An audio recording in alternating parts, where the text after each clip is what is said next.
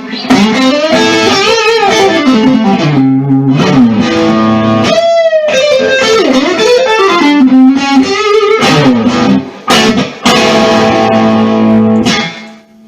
guys, Alex here, and I thought I'd do a video on something a little different. I thought I'd introduce you to some folks that are really, really special. These are people that are going to make my videos hopefully great, so you'll want to keep watching them. They're my guitars.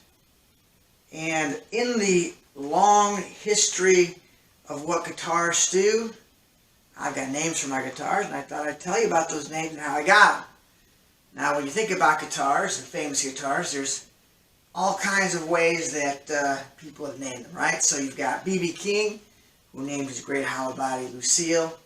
If you don't know the story behind that, look it up, but the short version is it was in a club, and there was a fight that broke out, and it was all over a woman, and I guess the nightclub somehow, something got knocked over, and a fire started, and B.B. King had to run back in the club to get his guitar.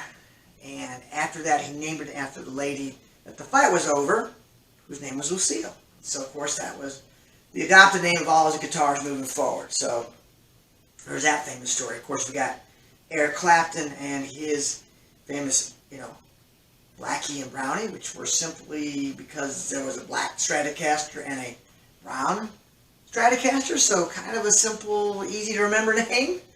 And then you've got names that are very personal, like Stevie Ray Vaughan's Lenny, which was named after his wife. And so it's another very famous guitar. So I thought I would share the names of my guitars, since you'll be seeing them on my YouTube channel quite a bit. I won't go through all of them because I've got a bit of a collection, not hundreds, but a couple dozen guitars that I may have in my collection. But I go through my top one or two so that when you see them, you can call them out by name. So let's start with the guitar that I have on right now, which is my trusty #1 Stratocaster. This is a Fender Highway 1 that I bought, I think, in 2006. And the Highway 1 is an American-made Strat.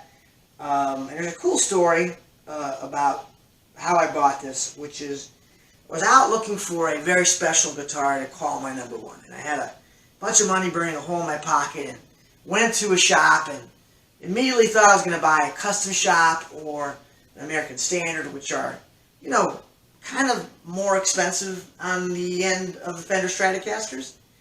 And then I picked up this guitar here, which again is a Highway 1. It was kind of their Players series, probably, I don't know, $750, $800 when I bought it. And immediately fell in love with it. Loved the way it played, loved the neck, loved the nitrocellulose finish, and bought it, and it's been my #1 ever since. And the only upgrades I've done to this guitar, I think I've changed the jack, and I put the custom shop noiseless vintage pickups, which are kind of like the pickups that Jeff Beck uses. It's a great playing guitar. It continues to be my #1. You heard a little bit of it at the beginning. And let me tell you about the name of my guitar, so you'll recognize her next time. And I guess all guitars are hers. I think they are. Although this one is not named after a lady, it's named after a horse. So the name of my guitar is Bucephalus.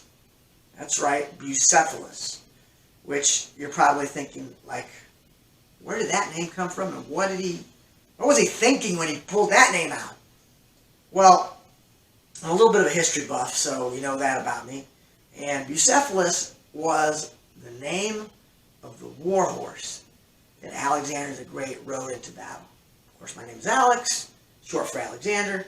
And the legend, or actually the history, is that Alexander the Great was never defeated while he took his famous war horse Bucephalus into battle. In fact, at some points, Bucephalus was as famous as he was. And so I thought, if I'm going to name my #1 guitar, I'm going to go into, into war with, which means, you know, gigs and concerts, and come out playing my best, I should name it after something very special, and so I chose the name Bucephalus. So let me show you another guitar. I'll show you my Stratocaster. I'm sorry, not my Stratocaster, my Telecaster, which is back here. And it is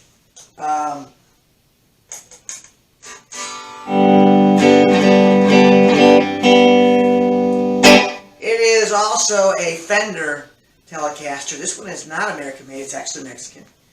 And this was an impulse buy, so I went in the shop, not sure what I was looking for. It's been a few years. And I picked it up and immediately fell in love with the neck. The neck is always first, right? The playability is always critical. This has got an unfinished neck on the back, which is a totally different feel. I wouldn't play it all night, but it does have a cool feel on it. And I use this guitar. It's tuned in open G, primarily for slide, and of course for that really cool kind of Keith Richards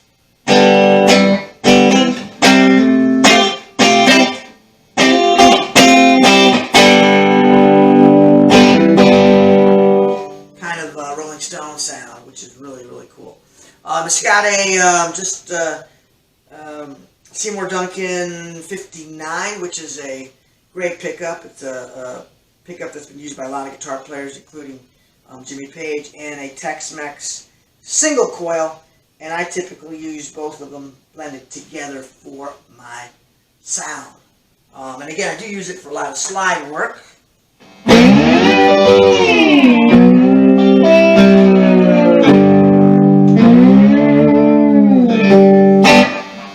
Great for that. It's got a great sound. So, how about her name? So, again, being kind of like the history buff and want to name these guitars something special, I call this guitar Chesnabog. That's right. Like Bucephalus before her, Chesnabog is not your ordinary kind of name. So, Chesnabog is a Danish word which means black god or god of darkness, depending on the translation. And I call her my black Telecaster. I mean, I love her. I love everything about her. Love the fact that she's road worn a little bit. It put a lot of miles on this guitar. And I just thought that Chesnabog was the perfect name because to me, it's the god of the open G. It's got that great sound that I've always wanted in a Telecaster. Very spanky. But when I add the humbucker, it kind of gives it that cool, beefy sound as well. So that's Chesnabog. Say hello, Chesnabog. Cool. I'll show you one more. Again, because I don't want to go through all of them. The last guitar I have here that I'll show you today is another Stratocaster. But this one is not a Fender. It's made by a company called Tokai. Now, the story on Tokai is really cool in that Tokai is one of the lawsuit strats, or one of the companies that was involved in a lawsuit in the early 80s with Fender. So what happened is, short version is, Fender quality quite wasn't what it was before in the early 80s, and manufacturers like Tokai started replicating the very popular, 60s and 70s strats that were out there, and these guitars became known for being kind of the best strats of its time. And at one point, Fender sued them. They had to stop making them, and there was a long story. But not before some of these got made and out here in the U.S., and this is a Tokai Strat that I actually bought in 1983. Plays sweet, has a great sound.